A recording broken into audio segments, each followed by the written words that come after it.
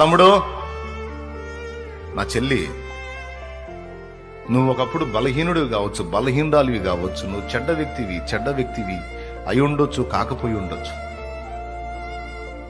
కానీ ఒక్కడే చెప్తున్నా సూటిగా, నువ్వనేవాడివి, నువ్వనేదానివి ఉనికిలోకి వచ్చావంటే ఆయన నిన్ను ప్రేమించే ఉనికిలోకి తెచ్చాడు. ఆయన కోట్ల మంది పురుషులున్నా తృప్తి చెందని ప్రభువు నువ్వు పుట్టిన తరువాత తృప్తి చెందాడు. రైట్, నా బిడ్డ వచ్చేసాడు లైన్లోకి. ఏం బిడ్డ? నీ బిడ్డ చెడిపోయిన బిడ్డ, అది చండాలుడు అని దూతలంటే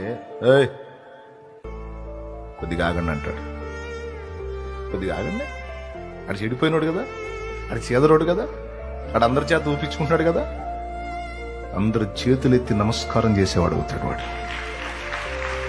చేతులెత్తి వందనాలు చెప్పేవాడు అవుతాడు. ఇలా ఉంది కదా, చేస్తాడు.